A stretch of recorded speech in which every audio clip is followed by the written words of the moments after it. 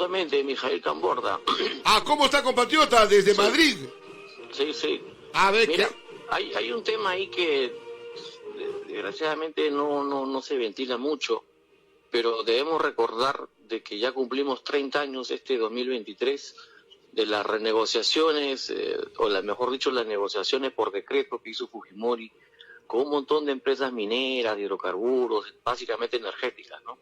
Que fueron transferidas mañosamente al sector privado y que hoy en día ellos disfrutan de todo eso. Entonces, la revisión de los contratos se cumple entre el 2022 y el 2023, se cumplen los 30 años. Y es por eso que la derecha está desesperada, porque se llevan todos los recursos, se han beneficiado, los que antes eran pequeños mineros hoy son grandes mineros y son socios de Newmont y de muchas transnacionales. Entonces, por eso que también tienen financiamiento, tanto el BCP y otras entidades financieras en el país. Lo que tiene que hacer Castillo es ventilar esos contratos que fueron hechos por decreto supremo para que la población esté informada y sepan bajo qué condiciones se hicieron esos contratos y quiénes se beneficiaron. Solamente ahí la gente entenderá la dimensión de la problemática que tenemos y sabrá tomar una decisión.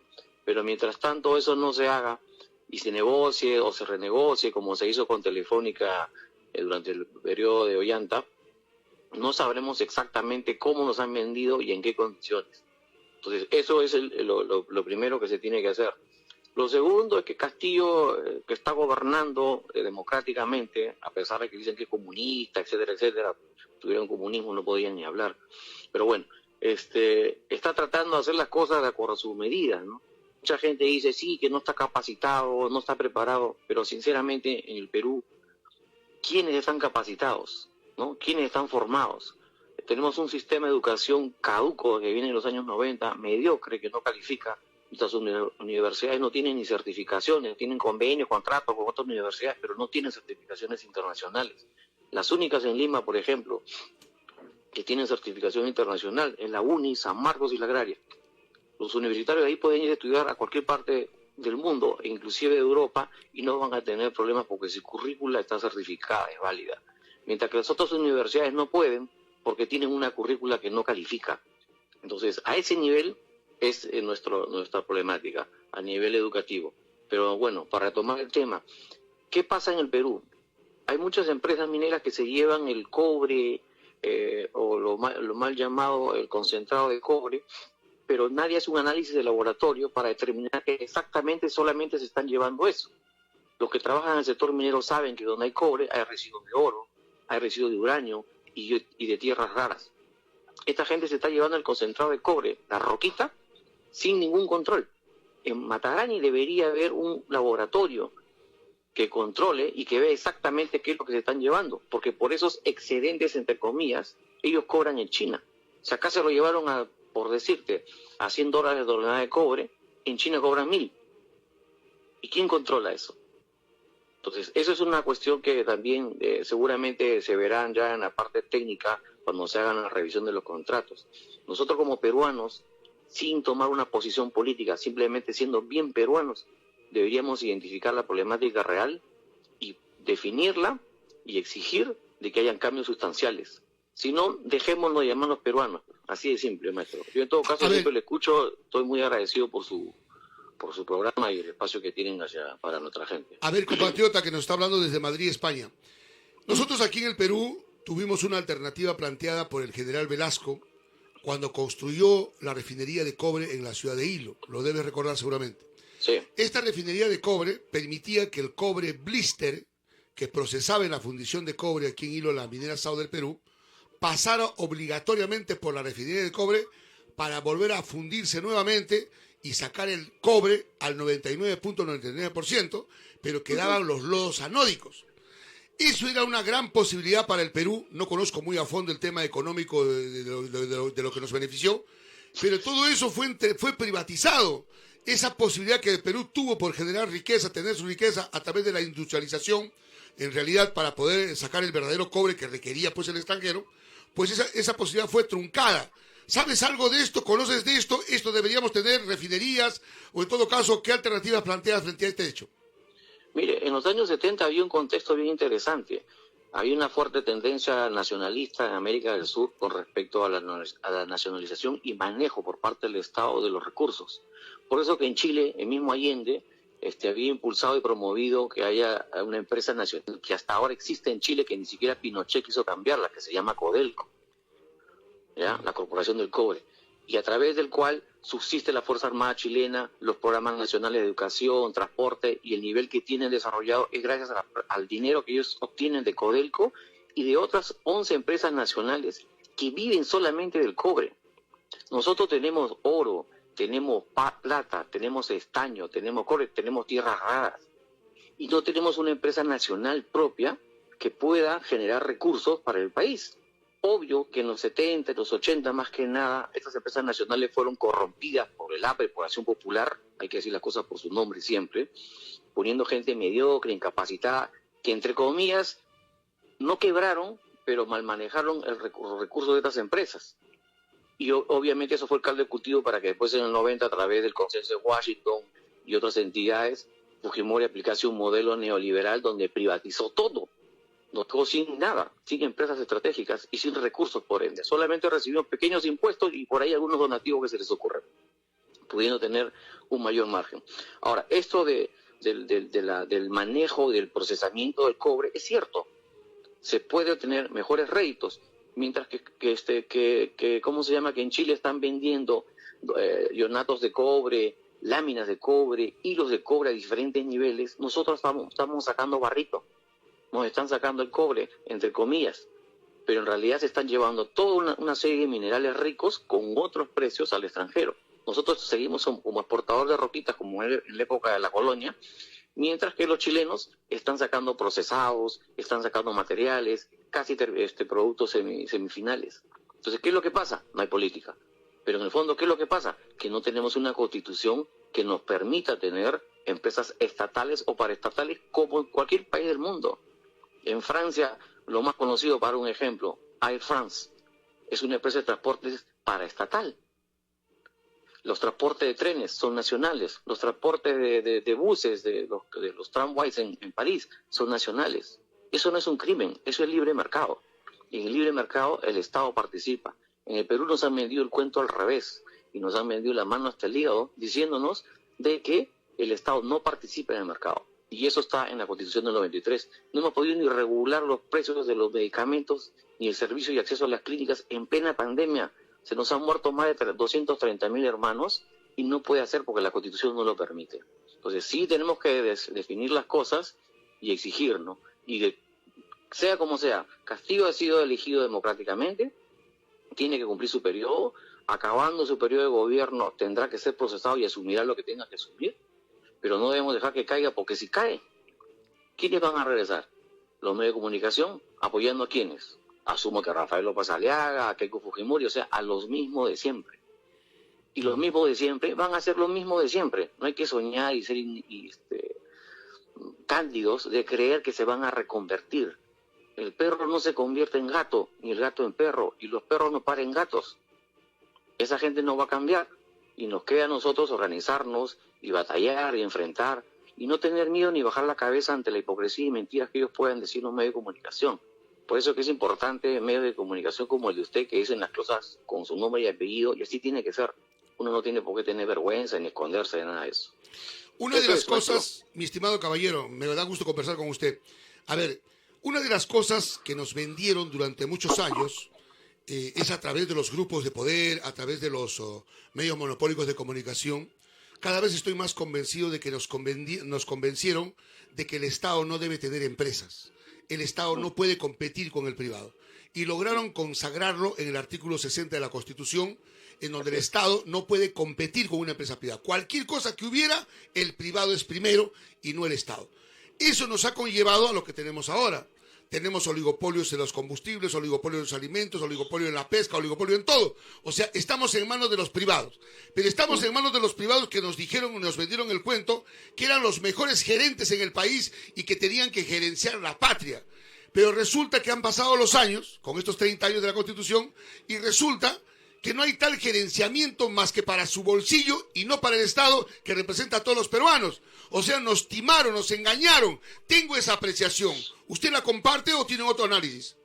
Plenamente, plenamente. Y la prueba es usted ahorita mismo hablando de ese tema al aire. ¿Por qué? Porque en los 90 no había esa coyuntura y el contexto actual que hoy día existe. Hoy día, si no fuera por Internet, las redes no tendrían espacio de informar lo que realmente pasa en el país. En los 90 los medios de comunicación hiperconcentrados en una sola familia y un pequeño grupo, que hasta fugados se fueron como Schulz a Argentina, obviamente con ayudas, manejaban la comunicación y la desinformación.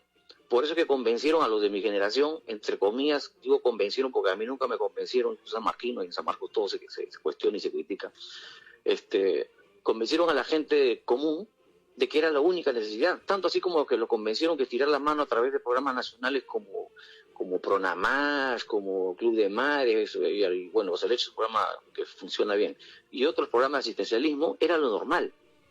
Nos acostumbraron a la mendicidad, a la gran mayoría de peruanos nos acostumbraron a la mendicidad y hasta ahora muchos creen que eso es un servicio del Estado. Cuando los servicios reales del Estado, primero son educación, salud e infraestructura. Si un Estado no puede cumplir con esas tres bases pilares, no sirve. Pero ¿qué hacemos aquí? Una carretera cuesta 1 millón, hacemos una licitación y 1 millón enterito se lo damos a la empresa para que lo ejecute. Y encima le llaman asociación público-privada. Eso no es asociación público-privada. En Europa, asociación público-privada, de donde trajo Alan García esta idea, es simplemente, yo como Estado quiero hacer una carretera, yo pongo el 40%, valorizo mi mano de obra, valorizo mis técnicos, valorizo mis recursos, valorizo el espacio, valorizo la carretera que se va a hacer y el otro porcentaje lo pone el privado, con tecnología, servicios, mantenimiento y compromiso a 40 años de tener una carretera digna de ese nombre. En el Perú, ¿qué se ha hecho? En el Perú han dado la plata para que un fulanito que recién arma su pequeño grupo, entre comillas, consorcio, contrate a terceros para que ejecuten el proyecto. Es una cadena sucesiva de corrupción y de subempleos, ¿ya? Y al final te sale costando la carretera 3, 4, 5 veces más, porque encima te agregan adendas, porque el proceso se demora 2, 3 años, te hacen adendas, y al final sales pagando 5 veces por una carretera mal hecha, tercermundista y mal construida. Entonces sí, es efectivo, es necesario que el Estado participe. Nos han vendido el cuento al revés. Usted va a Europa, en Francia, Alemania, y dice, ¿sabes qué? El Estado no participa en el mercado. El alemán o el francés se da la vuelta y te mete una cachetada, pero por estúpido, porque eso no es así. El Estado es actor principal dentro del mercado. Y aparte de ser actor principal, el Estado también regula. Por eso que en esos países no hay diferencia social, pues, o en todo caso existe, pero es mucho menor. Por ejemplo, algo que yo he propuesto inclusive a gente de este gobierno y del anterior, ¿por qué en el Perú los gobiernos regionales no tienen la potestad de construir viviendas públicas? ¿Quieren generar manos de obra? Generen, pues. Empiecen a crear edificios regionales o estatales para las viviendas. ¿Por qué creen que en Europa no hay casas como cuando uno toma el avión, se levanta ni a 600 metros que vemos? Puras chocitas.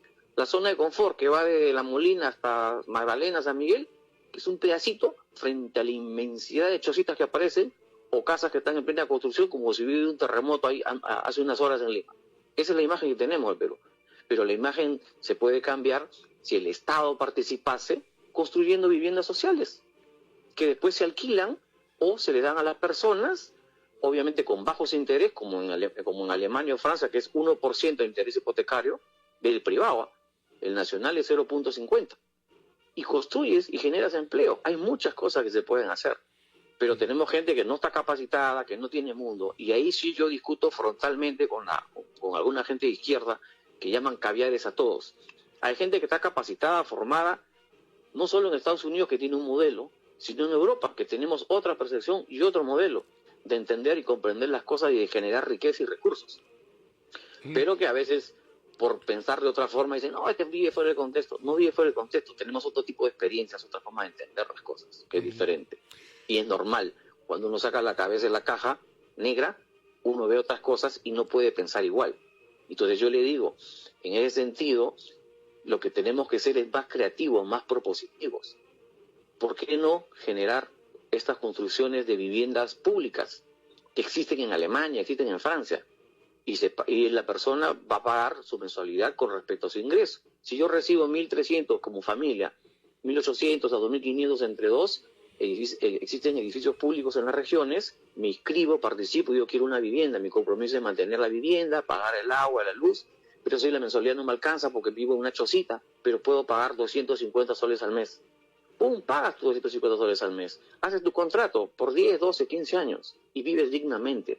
Cuando la gente vive dignamente, piensa dignamente, se asume dignamente y se generan desarrollos. Pero mientras que vivamos en chocitas, donde no hay agua, no hay luz, mal alimentados, mal servidos, no esperemos que tengamos pues un presidente de primer nivel. ¿Qué critica el fujimorismo a Castillo? Si Castillo es hijo mismo del fujimorismo. Toda su vida se la pasó, adolescencia y juventud, se la pasó bajo este modelo. ¿Qué quieren? ¿Un gran pensador económico, un estadista de alto nivel, cuando él ha sido formado en este contexto? Correcto, compatriota. A ver, hay un detalle que me gustaría que me apoyes en ampliarlo, o en todo caso, en resumirlo, o en todo caso, sacar una posición positiva de lo que tenga que decir. He venido siguiendo de lo que pasa en el mundo. He venido siguiendo de lo que pasa en Perú. He venido siguiendo y analizando la historia del Perú. Y he venido proponiendo realidades o buscando realidades que podamos plantear para resolver el problema de la patria. Por ejemplo, un aspecto que he podido notar, por ejemplo, en el caso de Rusia, que no es una economía socialista ni comunista, es una economía capitalista, donde el presidente agarra y dice, nosotros aquí para ser grande Rusia, como lo que es, que enfrenta una guerra y no tiene ningún tipo de problema con su pueblo en la alimentación, agarra y dice, aquí nos hemos tenido que aliar, hemos tenido que hacer una alianza entre la empresa privada y el Estado. Pero eran empresarios del Estado, empresarios privados, que pensaban que tienen que pensar en Rusia, no en Occidente. Y yo atraigo eso aquí a Perú y digo, ¿y mis empresarios en Perú piensan en Perú o piensan en el extranjero, ¿qué te digo? En Miami, Cancún, la Torre Eiffel? O sea, ahí hay una diferencia notable que es bueno que tengamos que desarrollarlo, porque ¿qué tipo de empresarios tenemos? Porque si yo recuerdo un poco de historia, yo me acuerdo lo que hicieron con Alan García. Alan García les dio los CERTEC, los dólares MUC, les dio para encerrar las fronteras y industrialicemos el país. ¿Y qué hicieron los empresarios? Se tiraron la plata. A diferencia de lo que hizo Corea, de lo mismo que hizo Alan García, les dio la plata, pero les puso militares, les puso estos que ven la contabilidad de las empresas y con fusil en mano, controlarlos de que la plata no se la tiraran. Allí salieron del subdesarrollo, son una potencia y nosotros nos hemos quedado atrás porque los empresarios se tiraron la plata. Es más, he venido a decirles el día de ayer, por ejemplo, de que nosotros tenemos un empresariado subdesarrollado. ¿Por qué? Es un empresario subdesarrollado en el Perú porque solamente piensa que el crecimiento empresarial o el desarrollo de su empresa está en base a cuánto le quita a través de la CONFIEP, cuánto le quita de sueldo al trabajador. O sea, estamos totalmente retrasados y no recogemos la experiencia de lo que ha sucedido con la CODAS, con el VH, con el Betamax, con los teléfonos, cómo está pasando en el mundo y cómo avanza, cómo desesperadamente buscan valorar a la persona humana con su conocimiento y no pensar cómo le quitas la plata y cómo haces tu desarrollo y crecimiento en base al sueldo de los trabajadores. O sea, tengo ese pensamiento y esa preocupación que me hace decir, oye, ¿dónde está la salida para el Perú? Porque necesitamos estar unidos. Pero con empresarios que no son patriotas no vamos a llegar a ningún sitio. Pero algo tenemos que hacer. Sí, es efectivo lo que está diciendo y es real, ¿no? Lo que pasa es que nuestro sector empresarial no tiene identidad. Hablamos de un país, hablamos de una república, pero siendo nosotros mismos no somos republicanos. O sea, un ciudadano peruano de Villa María del Triunfo, de Cerro Camote o de Condorhuachana en Huancavelica, en la provincia de Yauli, no tiene el mismo precio ni el mismo nivel que uno de San Isidro, de Magdalena, de Chacarilla o de La Molina, ¿no?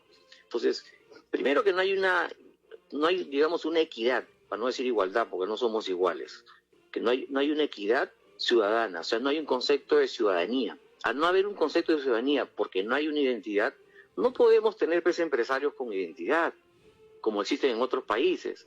En Francia, en Alemania, en Estados Unidos mismos, los republicanos, porque hay republicanos en Europa como republicanos en Estados Unidos, pero de diferente pensamiento, son nacionalistas y hasta racistas, ¿me entiende? Pero para su gente, para su piel, para su color, no para los extranjeros, son más cerrados. Pero nuestra derecha latinoamericana en general es colonialista en su origen, en su mentalidad, es neocolonialista tercermundista, y quien lo explica muy bien es Emmanuel Todd. Es un antropólogo, filósofo y no sé qué más francés, que tiene un libro que se llama Historia de las Migraciones, y ahí explica muy clarito, en una parte dice, en los países donde hubo predominantemente raza blanca, Estados Unidos, Australia, Nueva Zelanda, ex colonias, incluida Argentina, ni bien se hicieron repúblicas y se constituyeron repúblicas siguiendo el modelo francés, lo primero que hicieron fueron traerse las mejores leyes del mundo e implementarlas en sus países con su gente y para su gente. Pero en los países donde hubo predominantemente raza indígena, África, Asia del Sur y sobre todo América Latina, la élite que se quedó no tuvo una identidad. Es más, no nos olvidemos que a nosotros dos corrientes, la del norte y la del sur, la de San Martín y la de Bolívar, vinieron a liberarnos. Nuestra élite nunca estuvo preparada, nunca quiso liberarse, siempre quiso ser bananera, siempre quiso ser extractivista. Entonces, esta élite que se quedó, que hizo correr a San Martín, que hizo correr a Bolívar, se quedó y formó los cimientos de esta república. Pero como dice Manuel Todd, en esas repúblicas donde hay predominantemente raza indígena, curiosamente no se trajo lo mejor del mundo a nivel de constituciones, sino que se mantuvo esa élite que básicamente se dedicó al extractivismo. Y eso es lo que vemos hasta ahora en el Perú. Entonces no podemos tener empresarios con una mentalidad republicana como la tienen ellos, porque número uno, no saben ni lo que es eso. Número dos, no están formados. Y las universidades donde yo he dictado clases, en Perú, porque ese gusto me lo he podido dar, he visto que esos profesionales de ciertos staff no tienen esa mentalidad. Y solamente tienen eso, jalar plata como sea, juntarse, hacerse visible y a medida que puedan irse a turistear a París, a Londres, a Estados Unidos, se van a Miami, que es el estado más misio de Estados Unidos, y se sienten reyes. Pero esa es la mentalidad que tenemos. Ahora, cierto, Velasco en su momento hizo una reforma agraria, trató de generar industria nacional, hizo las primeras bases. Alan García en su primer momento y en su lógica nacionalista prista de aquel entonces, porque después fue otra cosa, también incentivó, quiso generar eso, porque él vivió en Francia. Acuérdense que él estudió en Francia también, al igual que Belaunde. Quiso generar un empresario con identidad, un empresario con noción de república, pero no se puede en el Perú, pues, porque nuestros empresarios se la llevan fácil y redonda con un modelo neocolonial. Entonces, ¿qué hacer? Sí se puede hacer muchas cosas. El Ministerio de la Producción no solamente de nombre debería decir que hacemos, reunimos, debería concertar con las pymes, incentivar, dar dinero directamente, financiar proyectos industriales a las pequeñas y medianas y ir generando espacios e identidad republicana en el nuevo empresariado. En Francia, por ejemplo, hay hasta 12 tipos de impuestos. Si yo decido abrir mi sanguchería, yo no voy a pagar 18%. Estoy desempleado, no tengo plata, yo pago 5%. El taxista paga 4%. Todos pagan. ¿Qué hace la SUNAT ahí? Un solo impuesto para todos. Ahora que han creado el no sé qué cosa para los restaurantes, algo que vi la pasada, que pagan menos. Pero eso se había hecho hace tiempo. Un impuesto selectivo y diferenciado, para que todos los peruanos paguemos y para que todos los peruanos tengamos salud universal, jubilación universal. Yo tengo 52 años y yo no me voy a jubilar en el Perú, ni a balazos. ¿Por qué? ¿Por qué? ¿Para recibir 400 soles al mes o no recibir nada? En Europa dan la jubilación universal. La gente que no entiende y no piensa, porque no analiza y porque no conoce, dice, claro, te vas a Europa y ahí vas a cobrar tu pensión universal. Quieres ser mantenido, quieres ser aprovechado, vivir, el Estado benefactor, como dicen, de Europa. Pero no piensan económicamente, porque no conocen. ¿Por qué Europa paga el desempleo? ¿Por qué Europa paga a los jubilados una pensión digna? ¿Sabe por qué lo hace? Porque ellos piensan en la balanza comercial. Si un ciudadano deja de consumir, aumenta el déficit fiscal, porque no hay consumo, no hay impuestos. Si un ciudadano sigue consumiendo y consume más, hay superávit. Y cuando hay superávit, estamos en azul. El Estado gana y todos ganamos. Pero en el Perú no. Tenemos el 87% de peruanos desempleados, sin trabajo, buscando trabajo. Yo ahorita mismo estoy buscando chamba, para ser franco. Y tengo un nivel, tengo maestría y todo. Y hacia abajo hay gente mucho más humilde que se la batalla todos los días. 87% de los peruanos estamos desempleados. ¿Y qué sucede? Curiosamente, nos dicen, somos emprendedores. Señor, hasta ese término lo utilizamos mal. En Perú utilizamos todo al revés. El emprendedor es, por ejemplo, un señor que tiene un trabajo privado o en el sector público y decide abrir un nuevo negocio porque quiere ganar un poco más y quiere ver si su vida va a cambiar y abre un restaurancito y le va muy bien, digamos, o le va más o menos, pero él está emprendiendo otra actividad. Eso se llama, en términos europeos, emprendimiento, ver la posibilidad de cambiar de giro de actividad. Pero cuando uno no tiene trabajo, lo han despedido, está que vende chocolatitos, caramelitos en los buses, ropita en el mercado de Magdalena, ambulante si quieres. Eso no es emprendimiento, eso es economía de subsistencia. Y es economía de subsistencia porque eso es desempleo. Y esos conceptos tenemos que manejarlos, porque en el Perú, como usted lo acaba de decir, los medios de comunicación nos desinforman, nos crean paja y nos hacen creer de que eso es emprendimiento. Eso es subsistencia. Estamos como los africanos, los asiáticos del tercer mundo. Pero no te van a decir eso, te van a decir, no, somos emprendedores. Encima tienen la sinvergüencería de decir, país, Perú, país de emprendedores. Cuando el título real debería ser Perú, país de desempleados. Correcto, compatriota. Esto es lo real. Ya, correcto. A ver, ya estamos finalizando la entrevista. Sí, sí. A ver, permíteme una pregunta final, después de todo lo que conversamos, y me da mucho gusto hablar contigo. Eres toda una ilustración, compatriota, te lo agradezco por eso. No, para nada. ¿Cómo coronaríamos las últimas expresiones de nuestra ilustre diríamos, congresista, expresidente del Congreso, que finalmente le dijo al país, yo siempre digo, no, el pez por su propia boca muere, o a confesión de parte, relevo de prueba? La propia presidenta del Congreso del país ha dicho lo que piensan mucha gente, y de esa manera nos han gobernado, cuando dice que ellos gobiernan para blancos y gobiernan para indios. ¿Qué piensas tú? Mire, tuve la gracia de estar en otro término, pero después vi el día siguiente en YouTube, como siempre, como todos nos informamos afuera, de las declaraciones, tristes declaraciones de una persona que ha vivido pues de la época de las haciendas, no digamos origen cajamarquino, de los Orlandini, ¿no? Algo Orlandini. Y la expresión que ella ha tenido es lo típico que está en su chip, que frente al espejo se lo dice y con orgullo, pero para las prensas lo trata de decir de otra forma. Pero su subconsciente le ganó, pues. Y encima se expresó mal, ¿no? Porque el término normalmente es decir que el Congreso gobierna para blancos e indios.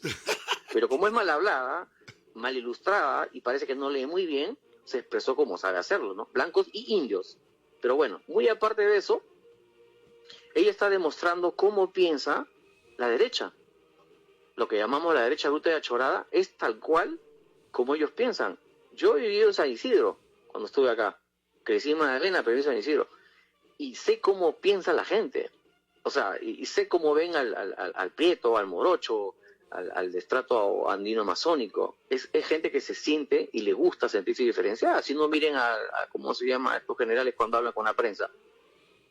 Los tratan como a hijos, como antenados, y ellos están felices ahí con su micrófono, son calichines. Pues ese es otro tema también que habría que ver en un momento. ¿Por qué no contratan periodistas mayores para hacer entrevistas? ¿Por qué contratan pura chivolada? ¿Por qué esta chivolada no conoce la historia? Porque no la vivió. Que contraten periodistas mayores, recorridos para hacer entrevistas, y va a ver que la comunicación va a cambiar, porque va a ser más crítica. Un chico de 23, 24, 25 años, que ni siquiera estudió bien la historia, porque estudió en una universidad privada, tipo San Martín, como Jaime Chincha, por ejemplo, ¿qué se va a expresar sobre la historia si no la conoce? ¿Qué va a comentar? ¿Qué va a cuestionar? ¿Qué va a pedir qué va a hacer como pregunta ante un político, un congresista? Entonces, ese es otro problema. Pero la expresión de Mari Carmen Alba expresa realmente ese racismo engañoso, soterrado, escondido, que tiene ese tipo de gente. Para mí es eso, así de simple. Y hay que tomar las cosas como son. En Europa, ser republicano y ser racista no es pecado. Y en Perú sí.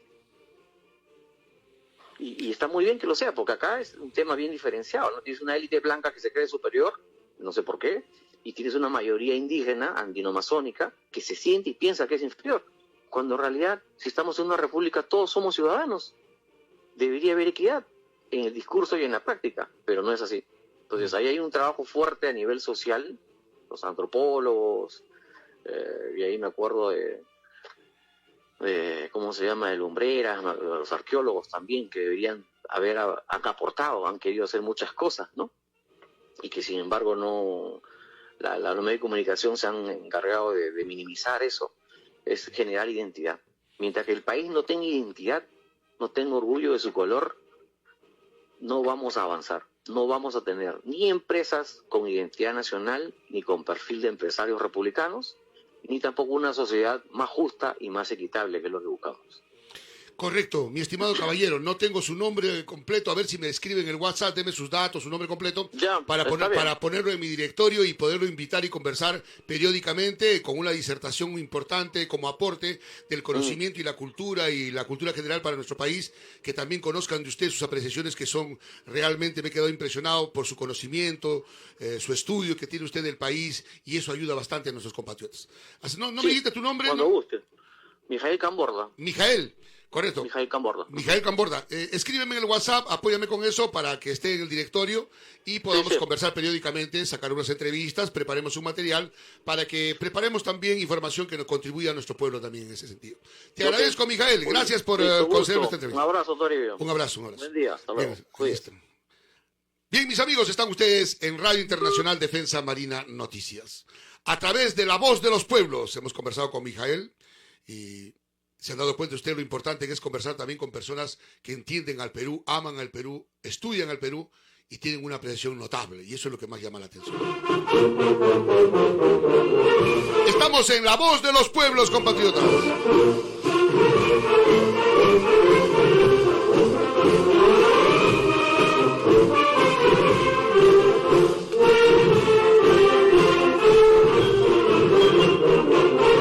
Bien, a ver, vamos con las redes sociales que hablan.